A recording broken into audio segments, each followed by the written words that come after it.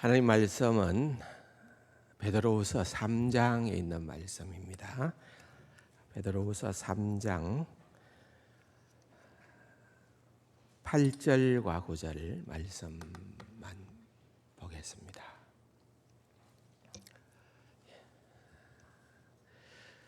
사랑하는 자들아, 주께는 하루가 천년 같고 천년이 하루 같다는 이 한 가지를 잊지 말라.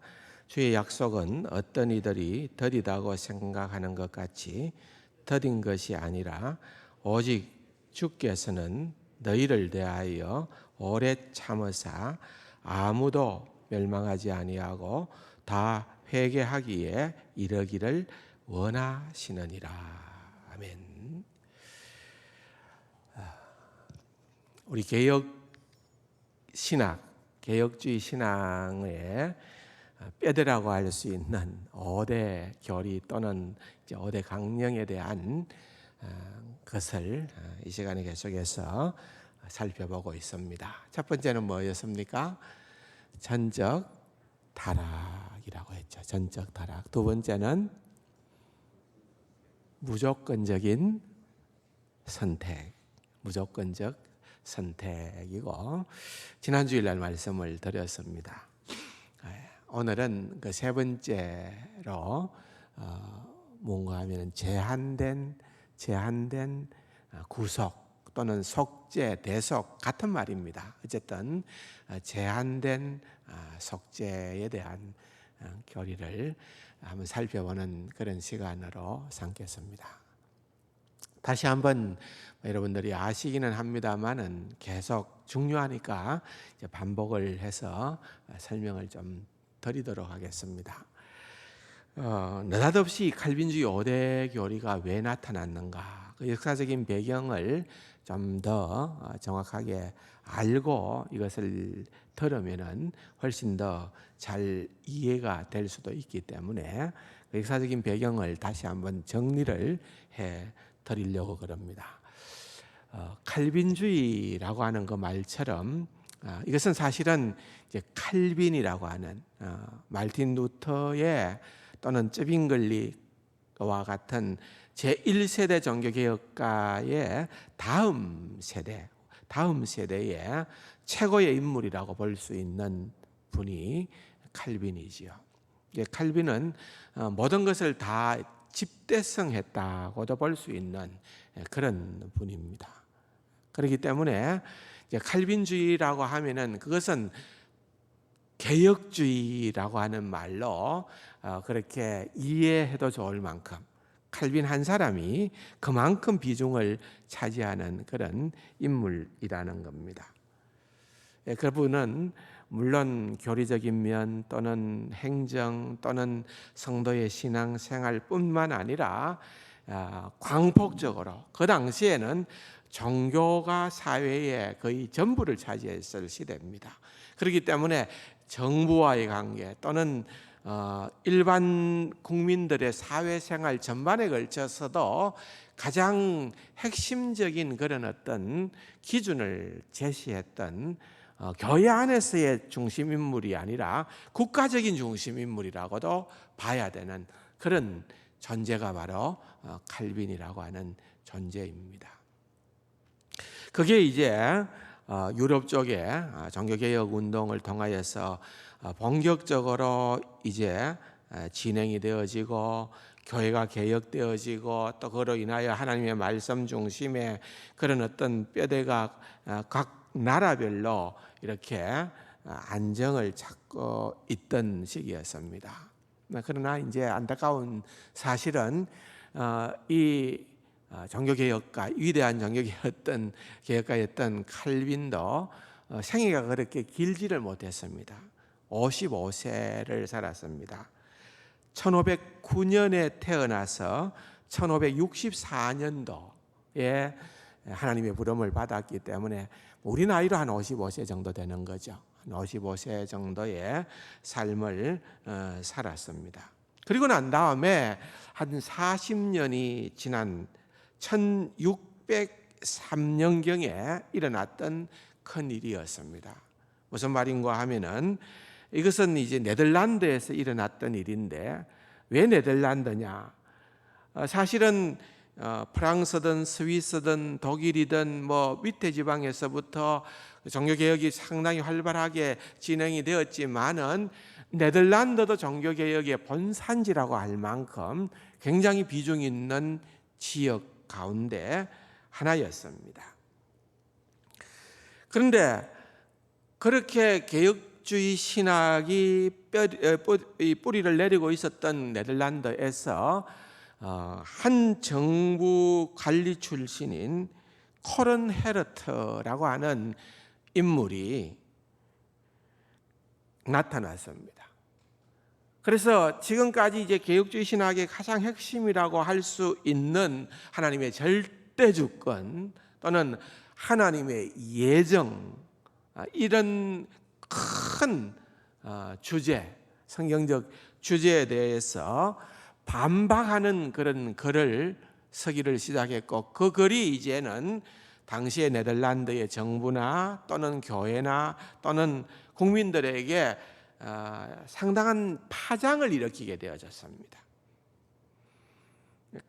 그래서 이 소식을 들은, 사실은 이제 켈빈이 죽고 난 다음에 켈빈의 뒤를 이은 그런 어떤 수제자가 베자라고 하는 수제자가 있었는데, 그 소식을 접하고 나서 이 수제자가 흥분을 하게 된 거죠. 분개하게 된 거죠. 이건 빨리 잠재워야 되겠다 해서 자기가 평상시에 알고 있었던 그 네덜란드 화란의 종교 개혁자의 반열에서 있었던 그런 개혁신앙을 아주 탄탄하게 지니고 있었던 알비니우스라고 하는 사람에게 부탁을 하는 겁니다. 네가 빨리 그 사람을 만나서 그런 엉뚱한 소리를 하는데 그것을 빨리 잠재워야 된다라고 하니까 알비니우스가 적극적으로 반응을 보였던 것입니다. 그래서 진상을 조사하기 위해서 그렇게 나아갔습니다.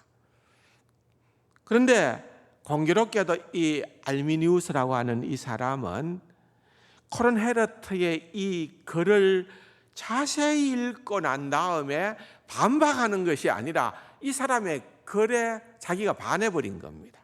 맞다, 이 사람의 주장이 옳은 것 같다. 그것도 대신학자였습니다. 그렇게 되어 버린 것입니다. 그래서 사실은 총뿌리를 켈빈주의자들한테로 돌려놓은 거예요. 어떤 말을 그가 하게 되어졌는가 하면은 엄청난 선언을 하게 된 거죠. 이것은 알미니우스라고 하는 당대의 최고의 신학자가 한 이야기입니다. 절대 주권은 잘못되었다. 예정은 있을 수가 없다. 인간은 아주 타락하지 않았다. 전적 타락을 얘기했는데 인간은 타락은 했지만은 전적으로 타락하지는 않았다. 하나님은 무조건적인 선택이 아니라 하나님은 인간의 믿음을 보시고 선택하셨다. 선택하신다. 조건적 선택이지요. 이 주장을 한 거예요. 믿음은 하나님의 은혜라고 하는 우리의 그런 어떤 입장을 제끼고, 믿음은 인간의 자유의지의 산물이다. 믿음이라는 것은 내가 믿는다는 거예요. 내가 의지적으로 내가 믿는 것이다. 이런 어떤 주장을 하게 된 것입니다. 그러니까 이제는 더 이것이 이제 교회에 파괴력이 있게 된 겁니다. 워낙 유명한 그런 일반 정부 관료가 아니라 대신학자가 이런 주장을 하게 된 겁니다. 그리고 난 다음에 1609년에 알미니우스가 죽습니다. 그리고 그 다음에 1년 뒤에 그를 추종하던 제자들이 알미니우스의 가르침에 근거하여서 5가지의 반항 조항을 내어놓습니다. 5가지의 반항 조항을 내어놓습니다. 그게 이제 화면에 나타나는 이 5가지입니다. 한번 볼까요? 첫 번째로는 인간은 완전 타락하지 않았고 자유의지가 남아있다. 그래서 자유의지가 남아있기 때문에 인간은 내가 스스로의 힘으로 구원을 이룰 수가 있다. 자율구원성을 주장한 겁니다. 전적 타락과는 전혀 반대되는 주장이지요. 두 번째로 하나님은 인간의 조건을 보시고 선택하신다. 예지, 예정 및 조건 선택입니다. 세 번째로는 그리스도의 십자가의 속죄는 오늘 우리가 살펴볼 제한된 속죄가 아니라 모든 인류를 위한 것이다. 만인구원론, 보편적 구원론을 주장하게 된 겁니다. 네 번째로는 성령의 은혜가 우리에게 임할 때 우리는 그 성령의 은혜를 충분히 내가 가지고 있는 의지를 가지고 저항할 수 있다. 자유의지를 얘기하는 거죠. 다섯 번째로는 구원 얻은 사람도 잘못하면은 구원을 놓쳐버릴 수가 있다. 잃어버릴 수가 있다. 근데 우리는 성도의 견인이라고 하는 측면에서 구원은 결코 놓칠 수가 없다. 그 얘기하는 거예요. 그러니까 이 다섯 가지를 주장한 거예요. 켈빈주의에서 개혁신학에서 얘기하는 것과 다르게 정다른 이 다섯 가지를 주장을 하게 된 겁니다. 이렇게 되어지니까 이제는 그런 어떤 종교개혁 사상으로 그렇게 되어져 있었던 네덜란드에서 정부나 교회가 이것을 그냥 좌시하고 있을 수가 없었던 거예요. 그래서 돌트라고 하는 도시에서 세계적인 종교회의를, 우리만 아니고 그 당시에 영국, 신성로마 제국, 독일, 스위스 각지에서 온 27명의 사절과 84명의 교회 지도자들과 또 18명의 정부 고위층 사람들이 참가한 가운데에서 돌트 회의가 열리게 되어진 것입니다. 그래서 이 바로 신본주의를 기초로 두고 구원을 가르치는 켈빈주의 교리와 인본주의의 기초를 두고 구원을 가르치는 이 알미니안주의의 신학과 대논쟁이 일어나게 된 겁니다. 이 논쟁은 마치 이제 5세기경에 어거스틴과 페르기우스라고 하는 사람이 신학적인 논쟁을 했던 것을 연상시킬 만큼 17세기 초를 뜨겁게 달구었던 개신교 역사상 가장 길고 크고 거대했던 그런 신학 대논쟁이었습니다. 이 회의에서 켈빈주의 신학자들은 알미니안의 이 5대 학론, 5가지의 이 학론을 면밀히 분석하고 거기에 대해서 비판과 정의를 내린 것입니다. 7개월 동안 154회에 걸친 그런 회의를 했습니다. 어마어마한 회의지요.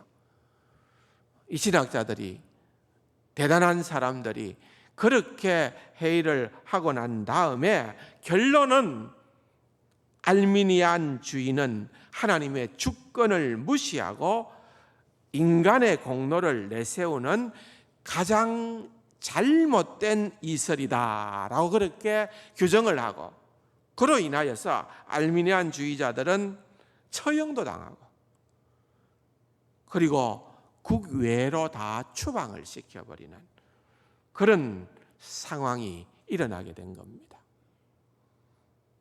그리고 이렇게 수동적으로 대처할 것이 아니라 좀 더 적극적인 대응책을 세우기로 했는데, 그것이 바로 이 알미니안 5대 학론과 대치되어지는 칼빈주의 5대 강령, 5대 교리를 작성하고 채택해서 그것이 1619년도에 이것을 오히려 모든 교회에다가 이것을 보내준 것입니다.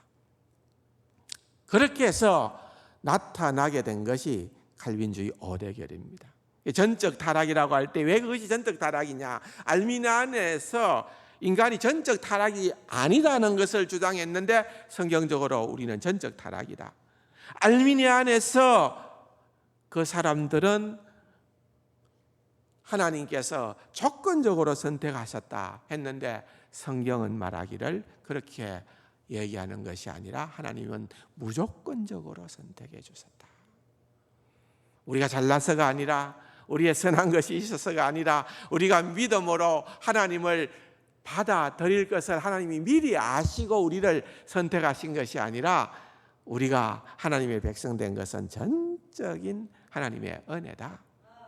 그것을 정리를 하게 된 것입니다.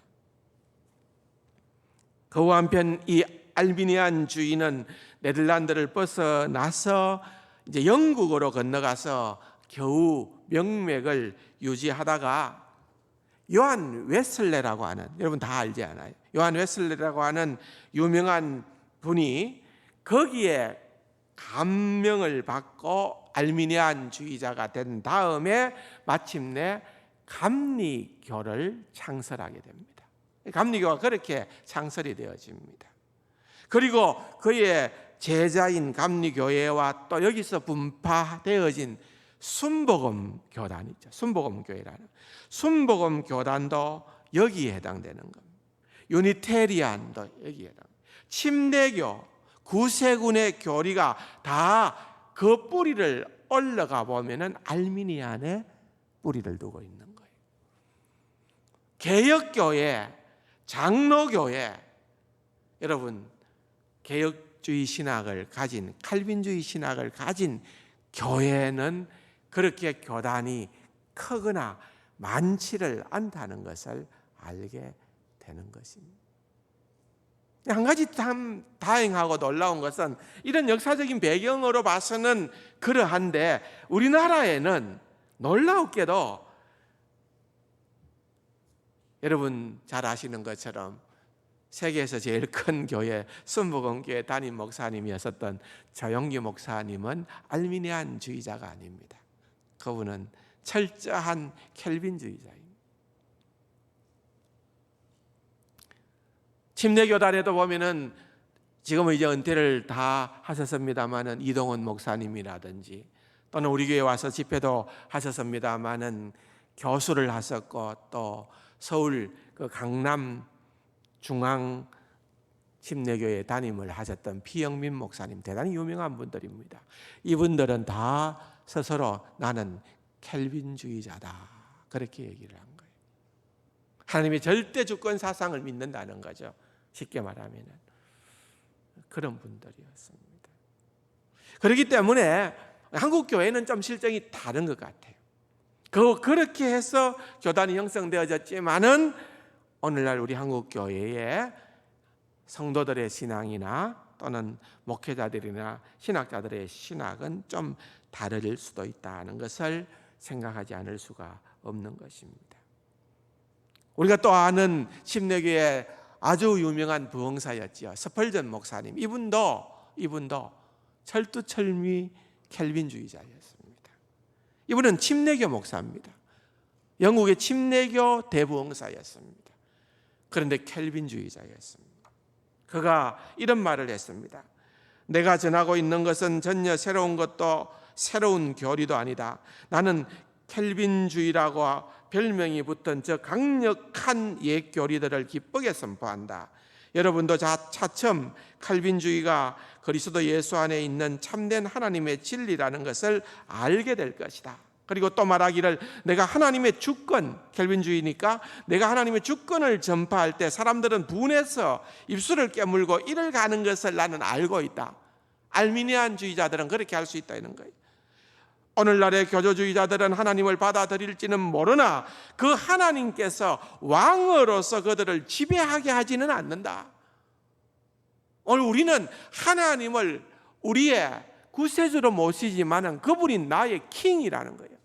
그분이 나의 주인이요 그분이 나의 왕이라는 거예요. 우리는 그렇게 받아들인다는 거예요. 우리는 극단주의자들이라고 매도당하고 있다.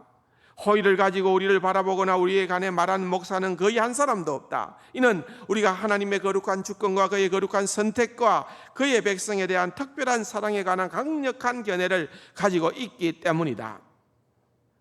칼빈은 또 계속 스펄전은 또 계속해서 말하기를 칼빈이 전파하고 어거스틴이 전파하고 바울이 전파한 옛 진리야말로 오늘날 내가 전파해야 할 진리이다. 만일 전파하지 않으면 내 양심과 내 하나님을 속이는 것이 된다. 나는 진리를 조작할 수 없다. 나는 교리의 거친 면을 잘라내는 따위의 일은 전혀 할 줄 모른다. 스코틀랜드 전역을 뒤흔들어 놓은 존 낙스의 복음은 곧 나의 복음이다. 그의 복음은 영국을 다시 한번 뒤흔들어 놓아야 한다. 이게 무슨 말입니까? 스펄전은 그는 철두철미 켈빈주의자였다라고 하는 것입니다. 사랑하는 성도 여러분, 그렇기 때문에 우리가 가지고 있는 우리의 신앙은 칼빈주의라고 얘기할 수 있는 그러한 개혁신학이에요. 그래서 이 신앙이 얼마나 강력한 진리인지를 여러분들이 인지를 하시기를 원합니다. 쉬운 일은 아니에요.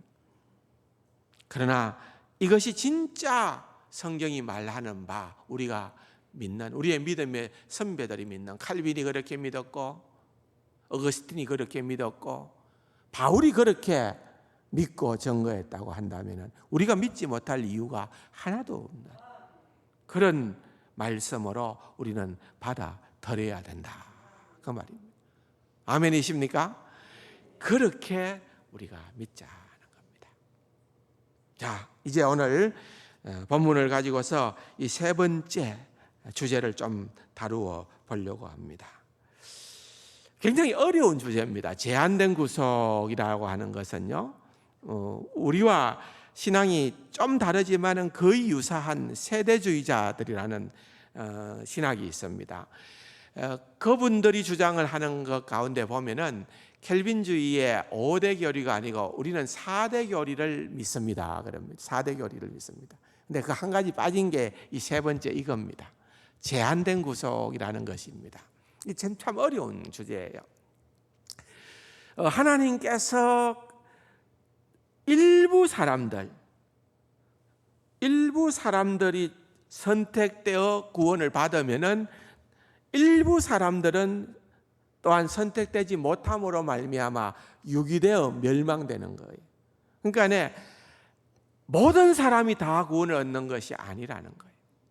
제한된 구속이다. 그것은 우리가 알아야 되는 것은 우리 주님께서 십자가에 달려 돌아가신 우리 주 예수 그리스도의 그 십자가의 공로, 보혈의 능력이 충분하지 못해서가 아니라 그 효과가 어떤 사람에게는 유효한 효과로서 구원에 이르게 하지만 어떤 사람들은 그것에 해당되지 않는다라고 하는 그 말인 것입니다.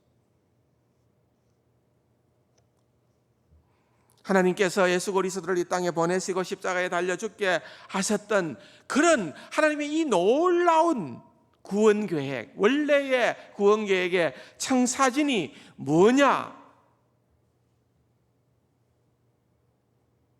그것은 하나의 구원의 길을 제시하고, 이렇게 하면은 십자가의 주님을 바라보고 내가 그분을 붙들고 내 의지로 그분을 믿기만 하면은 구원에 이를 수 있는 그 가능성을 하나님께서 그냥 열어놓은 것에 불과한 거냐? 그렇지 않으면은 이 제한된 구속이라고 하는 것은 이미 하나님께서 하나님의 백성들을 위하여 영원 전부터 놀라운 경륜과 계획 가운데에서 하나님께서 때가 참에 그 모든 일들을 친히 이루어 가시는 완벽한 구원의 플랜이냐라고 하는 것입니다. 당연히 후자입니다.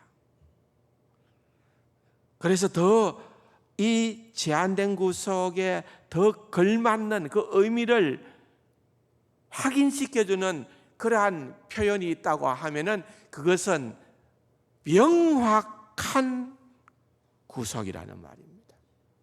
명확한, definite라는 말이에요. 영어로 말하면은 명확한 구속이요, 명확한 속죄라는 말입니다. 이건 그냥 흐지부지가 아니고 내가 어떤 때에는 구원받은 것 같고 내가 어떤 때에는 구원받지 못한 자 같아 보이고 어떤 때에는 내가 이렇게 해서 구원받은 하나님의 백성인가 아닌가 그렇게 혼미스러운 것이 아니라 하나님의 구원 계획은 명확하다는 거예요. 명확하다.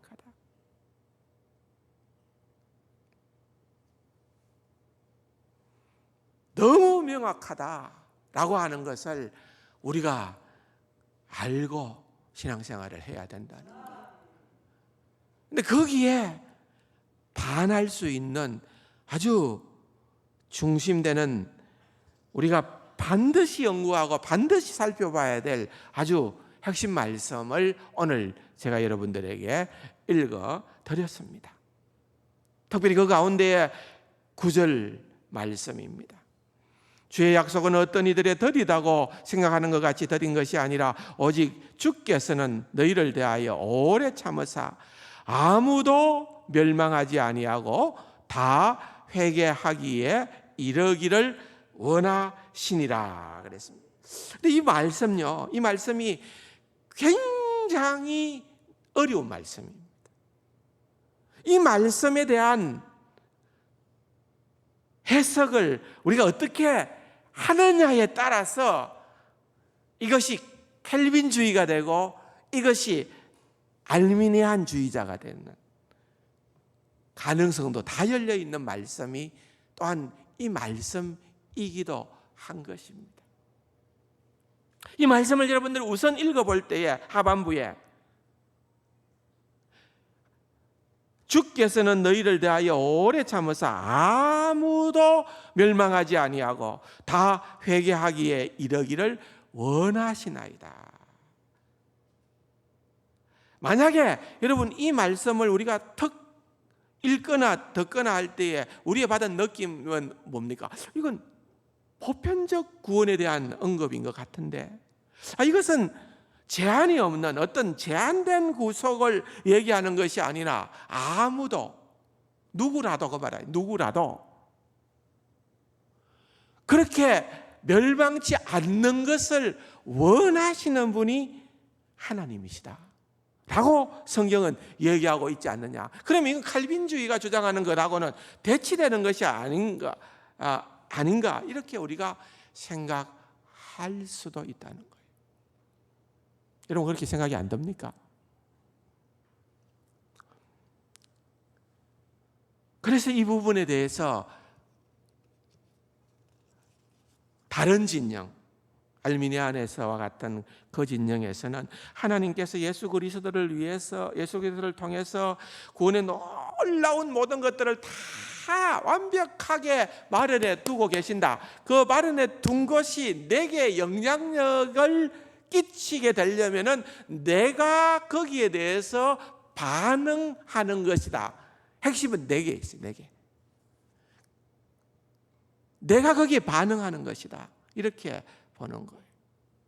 하나님은 모두가 구원 얻기를 원하시는데 내가 반응하지 않기 때문에 구원받지 못하는 거다. 이렇게 주장한다 이거예요.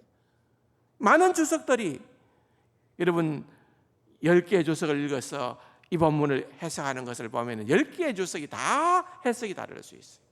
그만큼 어려운 거예요. 그러면 그렇게 얘기하고 있는 이 본문의 말씀인가? 제가 여러분 이 부분을 오늘 핵심 설교로 여러분들에게 말씀을 전하고 마치려고 그래요. 여기에서 두 가지를 살펴보려고 합니다. 가장 중심이 되는 것은 여기에 원하시느니라 단어가 나오죠. 원하신다는 단어. 이거는 영어로는 wanting이라고 해요. wanting, 원한다에 ing를 붙여서 wanting이라고도 하지만은 이거는 하나님의 뜻을 얘기하는 거예요. 하나님이 그렇게 하시기를 원하는 것은 하나님의 뜻을 얘기하는 거예요. 그래서 willing이라고 그래요. willing, 또는 will이라고 그래요. 하나님의 뜻, 하나님의 뜻에 대한 부분에 설명이 정확하게 있어야 되고요. 두 번째로는 아무도를 어떻게 보느냐, 여기에 등장하는 아무도를 어떻게 볼 것이냐의 부분에 대해 따라서 전혀 본문에 대한 이해와 해석이 다를 수가 있는 거예요. 되게 어렵습니다. 여러분들이 잠깐만 한눈 팔면은 놓쳐버립니다. 제가 그냥 방언하는 줄로 알아들을 수 있습니다. 잘 들으시기 바랍니다. 두 가지를 얘기한다 했습니다. 하나는 뭐 한다고요? 하나님의 뜻, 하나님이 원하시는 것, 이것을 어떻게 이해를 해야 될 것인가. 하나님의 원하시는 뜻, 하나님께서 원하시는 이 will이라는 것, willing이라는 것은 성경이 굉장히 다양하게 나와요. 그렇기 때문에 그걸 다 살펴볼 수는 없는데 가장 중심에 두어야 되는 세 가지는 놓쳐서는 안 되는 게 있어요. 이 세 가지를 먼저 말씀을 드릴게요. 그 첫 번째는 그 하나님의 원하심, 하나님의 뜻이, 이것은 작정된 하나님의 뜻, 영원한 하나님의 뜻, 이것은 유효한 하나님의 뜻, 이것은 궁극적 하나님의 뜻. 이거 되게 어려운 말만 계속 썼는데, 근데 이게 적절한 표현이 없어요. 다 의미가 들어있는 거예요. 데크리티브라고 하는, 영어로는 한 단어인데, 데크리티브라고 하는 이 단어를 뭐 어떻게 번역을 할 것인가 참 어려운 거예요. 이것은 궁극적, 영원한, 작정된, 유효한, 또는 드러내고 계시된 것이 아닌 감추어져 있는 뭐 이런 다양한 의미가 여기에 들어있는 거예요. 이런 하나님의 뜻이에요. 그런데 이런 하나님의 뜻이 뭐냐라고 한다면은 이것은 하나님의 작정된, 하나님의 영원한 뜻이라고 하니까 이거는 그냥 실행되는 뜻이라는 거예요. 다시 말하면, 예를 들어서 하나님은 이 세상이 존재하기를 원하는 게 하나님의 뜻이잖아요. 심판날까지는 이 세상이 존재하기를 원하시는 것이 하나님의 뜻이라고 한다면은 그것은 이게 바로 하나님의 궁극적인 뜻이라는 거예요. 하나님은 이 뜻을 반드시 실행한다는 거예요. 하나님은 이것을 결코 이루지 않고 포기하는 법이 없다는 거예요. 이거는 반드시 이루시는 하나님의 뜻을 얘기할 때에 디크리티브라는 단어를 써요. 하나님의 궁극적인 영원하신 뜻이라는 그 말입니다. 그런 하나님의 절대 주권적인 뜻을 의미하는 거예요.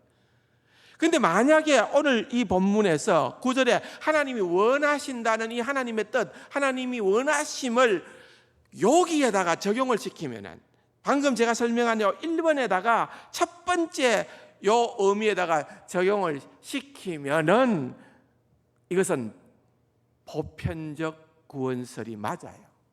그렇죠? 하나님의 뜻은 모든 사람이 다 누구라도 멸망치 않기를 원하신다. 하나님의 원하시는 바는 반드시 이루어지는데 그것은 결코 실패할 수가 없는데 모든 사람이 다 구원 얻는 것이다. 보편적 구원설이 되는 거예요. 이 뜻을 어떻게 이해하느냐에 따라서 그런 연관이 되어져 버리는 거죠. 두 번째가 있어요. 두 번째. 이걸 그러면 어떻게 그렇게 해석을 할 거냐.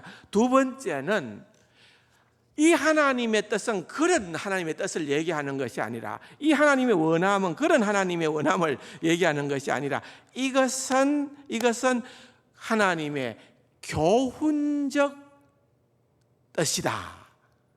영어로는 preceptive라는 말을 써요.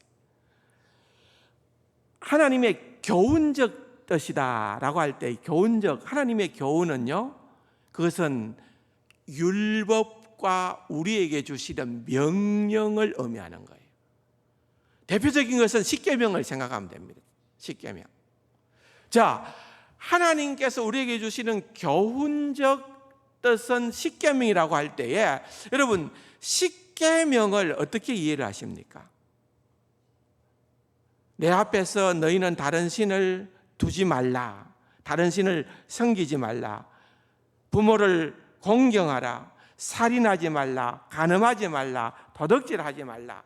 하나님께서 우리에게 이런 교훈적 뜻을 주시는 거예요.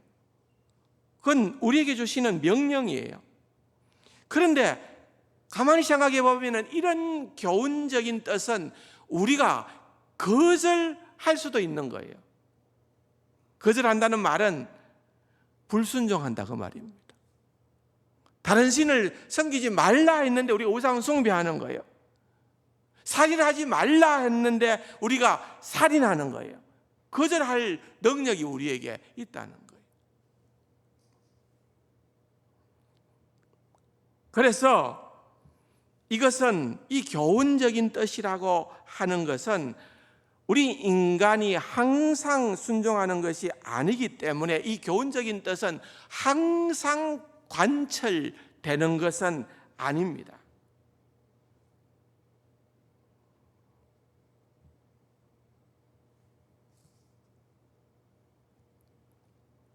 그래서 여러분 이것을 적용을 해보면은 하나님께서 우리에게 예수 그리스도께 나오면은 구원을 얻으리라, 주 예수를 믿으라, 그리하면 너와 내 집이 구원을 얻으리라 명하셨을 때에 그것을 거부하거나 불순종함으로 말미암아서 내 스스로 그것을 복을 누리지 못하게 될 수도 있다는 겁니다. 충분히 그럴 가능성이 있죠. 그래서 이 두 번째 뜻으로 연관을 시켜서 하나님이 원하신다라고 하는 것을 적용시키는 주석가들도 있는 거예요. 세 번째 경우는 어떤 경우인가 하면은 이것은 성향적 하나님의 원하심 또는 하나님의 뜻이라고 하는 건데 이것은 영어로는 disposition이라고 하는 단어를 써요. 무슨 말인가 하면은 우리가 누구를 보면서 저 사람 성향이 이렇다, 저 사람 보수적이다, 저 사람은 진보적이다, 저 사람은 우익적이다, 저 사람은 좌익적이다, 저 사람은 내성적이다, 저 사람은 외향적이다, 이런 성향을 얘기하잖아요. 하나님의 성향적 뜻을 말하는 귀절이다. 참 되게 어려운 단어이긴 하지만은 이해는 할 겁니다. 하나님의 성향. 다시 말하면은 뭔가 하면은 이건 신인 동령적 표현이라고 볼 수 있어요. 하나님은 영이시기 때문에 우리하고는 전혀 다르잖아요. 그러나 우리가 하나님을 이해하기 위해서 또 하나님께서 자신을 우리에게 잘 계시하기 위하여서 우리 인간이 이해할 수 있는 그런 언어를 사용하시는 경우가 있잖아요. 그래서 하나님께서는 우리가 무엇 하는 것을 기뻐하신다, 하나님께서는 우리가 어떻게 할 때 슬퍼하신다, 이런 표현들이 그 가운데 하나일 수가 있습니다. 성경에 보면은 하나님께서는 악인의 멸망을 기뻐하지 않으신다. 하나님께서 악인의 멸망을, 악인의 죽음을 즐거워하지 않으신다. 그러면은 이건 뭘 의미하는 걸까요? 하나님께서는 악인도 구원 받는 것을, 천국 가는 것을 원하신다는 그런 의미로 얘기를 한 걸까요? 물론 회개하면 그렇게 되죠. 그런데 여러분, 하나님은 사랑의 하나님이신과 동시에 공의의 하나님이시죠. 그러므로 심판날에는 악인은 형벌을 받아 지옥으로 가는 거예요. 근데 하나님께서 그렇게 되는 것이 공의를 실행하는 것이기는 하지만은 하나님께서 우리가 그렇게 하잖아요. 때로는 우리가 누굴 보면서 잘 됐다, 누가 툭 떨어지고 잘 일이 꼬이면은 그 봐라 꽃이다, 잘 됐다, 개인적인 어떤 서리를 느끼거나 개인적인 쾌감을 느끼고 개인적인 기쁨을 우리는 생각할 수가 있는데, 하나님께서 악인이 그렇게 멸망하는 것에 대하여 개인적인 쾌감이나 기쁨을 가지시는 그런 하나님은 아니시다, 그 말입니다. 이해가 되십니까? 성향적 하나님의 뜻이라고 하는 말이 그런 의미가 들어있는 거예요. 여기는 하나님이 누구라도 회개하고 구원받기를 원하시는 그 마음이 하나님의 본래의 마음이지, 하나님께서 누구는 멸망되기를 기뻐하시는 그런 하나님은 아니시다라고 하는 것을 여기에서 성량적으로 하나님의 뜻을 그렇게 묘사하고 있다. 저는 이 해석이 굉장히 저한테는 개인적으로 와닿는 해석입니다. 근데 더 중요한 것은 그 다음 단어와 연계해서 해석해야 되기 때문에 그렇습니다. 두 번째 중요한 단어가 무슨 단어라고 했지요? 아무도. 이 아무도가 누굴 것 같습니까, 여러분? 조건 없이 아무도. 이 지구상에 살고 있는 그 모든 인류 누구라도 그런 뜻일 것 같습니까? 여기에 대한 설명이나 여러 가지 해석들이 너무 많기 때문에 다 생략하고 결론적인 부분으로 들어가서 말씀을 드리면, 여기 아무도라고 하는 것은 베드로가 얘기하는 것이 물론 여기 아주 조금 정확하게 명확하게 드러내어 있지는 않습니다만은 그렇다고 해서 침묵하는 것은 아닌 것 같아요. 그래서 이렇게 잘 보면은 이 아무도라고 하는 것은 사실은 전후 문맥과 베드로서의 전체 내용을 보면은 택한 사람들 가운데 어느 누구도, 이런 의미입니다. 택한 사람들, 하나님의 택한 받은 사람들 가운데 누구도 멸망하기를 하나님은 원치 않으신다. 성경 전체가 그걸 얘기하는 거예요. 우리 주님도 요한복음서에 보면은 늘 말씀하신 것이 아버지께서 내게 주신 자들, 모두를 위해서 내가 십자가를 지는 것이 아니라 아버지께서 내게 주신 그 자들을 위해서 내가 십자가에. 그래서 여기 아무도라고 하는 것은 그냥 모든 대상이 아니라는 거예요. 그걸 좀 더 알 수 있는 것은 그 앞에 기절을 보세요. 주께서는 너희를 대하여 오래 참으사 그랬습니다. 너희를 대하여 오래 참으사. 이 너희가 누굴까요? 사실 이 너희는 우리라고 볼 수 있는 거예요. 우리라고 볼 수. 하나님께서는 우리를 대하여 오래 참으사 아무도 멸망치 않고 다 회개하기에 이르기를 원하시느니라. 그래서 여기에 너희, 실질적인 의미에서 우리라고 하는 그 말은, 우리라고 하는 그 개념의 우리는 어떤 공동체일 것 같습니까? 하나님께서 은혜를 베풀어 주신 택한 받은 공동체, 하나님을 믿는 그 우리라는 거예요. 그 우리. 그러므로 여러분, 하나님께서는 우리 주 예수 그리스도를 통하여서 그 놀라운 구원의 파노라마를 쫙 펼쳐놓고 난 다음에 하나님께서 그냥 발장 끼고 멀리서 지켜보고, 자, 구원의 길이 여기에 이렇게 가능성이 열려 있으니까 이제 선택권은 너희들한테 달려있다. 이제 너희들이 판단해서 너희들이 믿고 너희들이 구원의 자리에 이르고 너희들이 멸망의 자리를 선택하라. 이렇게 하나님께서는 3자의 입장에서 바라보고 있는 것이 아니라는 거예요.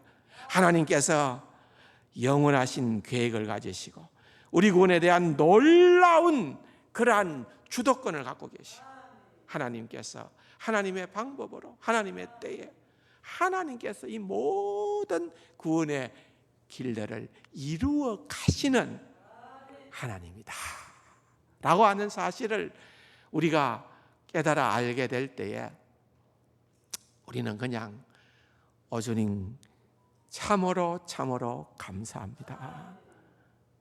내 할 말 그거 외에는 없을 거다. 은혜의 장길 수밖에 없는 그 놀라운 진리가 이 제한된 구속에 들어있는 명확한 구원에 대한 교리임을 믿으시기를 바랍니다.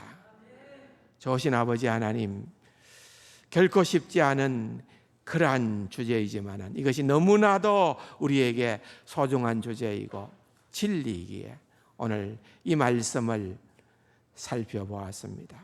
성령께서 늘 우리를 다스리고 주관하여 주시옵소서. 늘 은혜에 감격하며 살아가는 사랑하는 우리 세간 가족들 되게 하여 주옵소서.